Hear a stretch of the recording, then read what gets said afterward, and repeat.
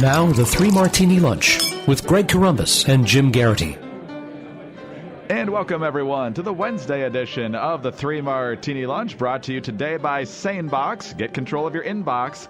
SaneBox is your answer for that. SaneBox.com/martini. That's where you need to go for your no-obligation 2-week trial, plus $25 in credit for signing up at that site. That's SaneBox.com/martini.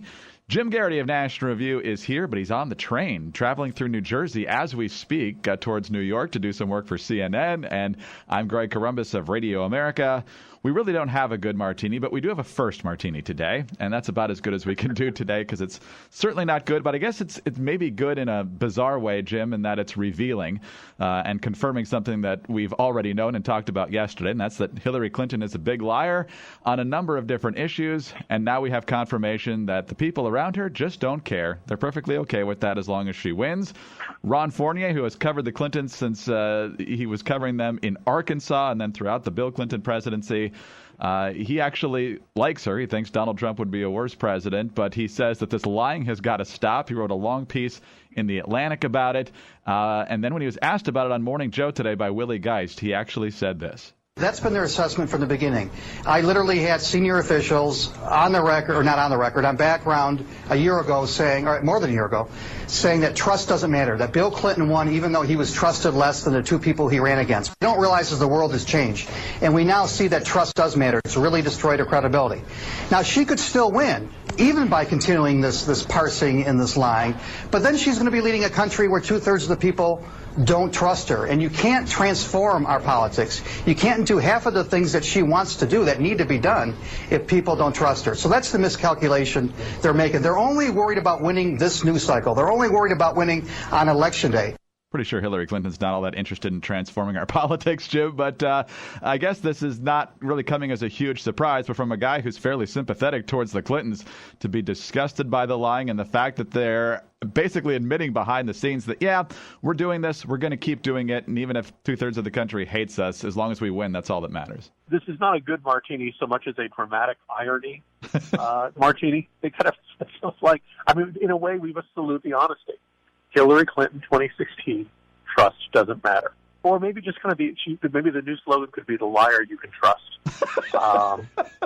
Because, you know, she's lying, so you know not to believe it. So you feel reassured. In some ways, she promised transparency, and the transparency of the lies are so clear that everyone can see through them, which in its own way is a form of honesty. So it's bizarre, it's depressing, it's really clear.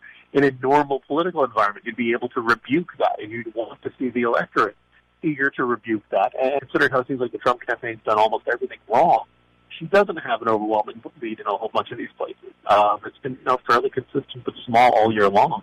And you kind of look at that and say, she is a deeply flawed candidate. But at this point, you'd have to say she is the favorite based on the overall dynamics of the race. And she's managing to overcome questions people have about her honesty and those high disapproval numbers. But it's kind of bizarre to see them being just, you know, very upfront and very straight about it. Like, you know, we're now in post-trust politics. There are polls out showing that 2/3 of Americans don't trust Hillary Clinton. Sometimes it's even north of that. And basically her ethics are keeping Donald Trump in the game, but Donald Trump is doing his best to make sure he doesn't stay in the game. The Captain Khan controversy will not go away, and it's largely because of the Trump campaign, and they won't stop talking about it, although the Khans have done their fair share of interviews as well, certainly. But the latest bizarre twist in this chapter, as we shift to our second martini, Katrina Pierson, she goes on with Wolf Blitzer yesterday to talk about how Captain Khan's death in 2004, mind you, is really the fault of Hillary Clinton and Barack Obama. Here's what she had to say. But surely you can understand the confusion considering how Donald Trump never voted for the Iraq war. Hillary Clinton did. And then she didn't support the troops to have what they need. It was under Barack Obama and Hillary Clinton that changed the rules of engagements that probably cost his life. So I don't understand why it's so hard to understand why Donald Trump was confused about why he was being held responsible for something he had nothing to do with, while Hillary Clinton had everything to do with. Okay, she did say one thing that's true there, and that's that Hillary Clinton did vote for the Iraq War. And if we went back into the votes on funding, Jim, I'm sure she probably voted for the $87 billion before she voted against it, like John Kerry did, and some of the other votes along the way. So if she'd stopped there, she might have had a decent case, although she should probably stop talking about it altogether. But then when she goes into rules of engagement, Jim, we got to run for state senate in Illinois because apparently the power you have in that position to change military rules of engagement is staggering. Very simple answer here, Greg. It's time travel. Obama went back, I believe, to 2003, 2004, and as a pseudo time traveling president, was able to change the rules of engagement. Now, I think besides the fact that this is beneath even Pierson's low bar of irregular performance, is that by saying something so blatantly ridiculous, it hurts the legitimate arguments she's making. Trump didn't vote for the Iraq War. Whether he strongly opposed it from the beginning is disputed and not quite clear from his comments in early 2003. But there's a really legitimate point to be made that one of the things that complicates U.S. warfighting efforts are the rules of engagement.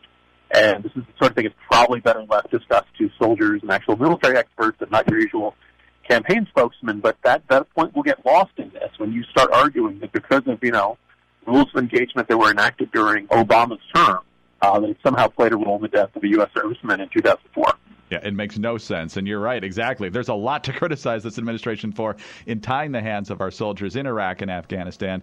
But in 2004, that doesn't hold water. And like you just said, I can't say it any better.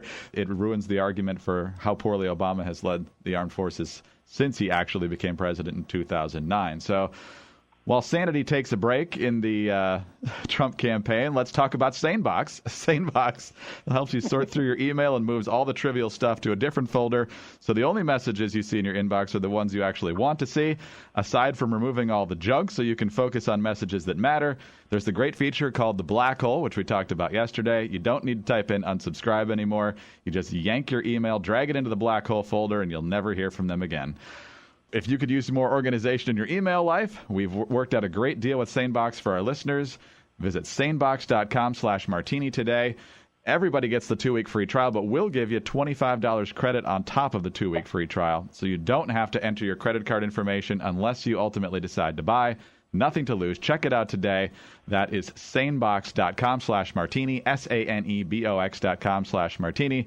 And Jim, one of the things that I really liked about this when signing up is the last thing you want to do is have to create a whole new profile somewhere, remember yet another password. It doesn't happen. With SaneBox, you open it up, you tell it which account you want it to manage. It spins its wheels there for a few minutes, and with our accounts, probably yours even a few more minutes than mine, once it gets everything in the right folders. And that's it. You just operate your regular email system, and it does the work for you. What's great, I'm looking at it today, is the Sane No Replies folder. Because if you kind of okay, did I email that person? Did they ever get back to me? Well, here they do. Keeps track of how many emails you sent out. In my case, for the past week, that someone has not replied. And I'll just point out, Greg, I emailed you yesterday, and you didn't reply. Now I know. So if you want to catch people, no. But if you want to, let things, if you feel like a lot of things get dropped, get forgotten, discussions kind of end, and you forget to reply, or they forget to reply to you.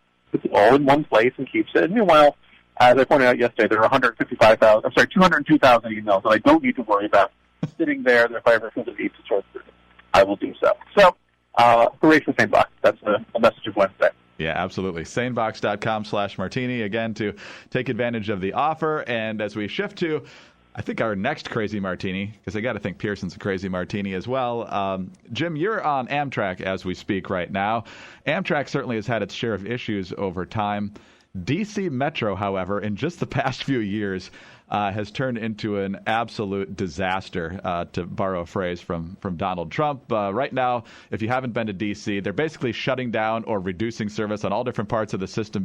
There's been fires just sparking up at various times that shuts down the trains. We had a derailment a few days ago, and so people are probably thinking, what more could go wrong for Metro? Well, I'll tell you what else could go wrong for Metro. This is courtesy of ABC News.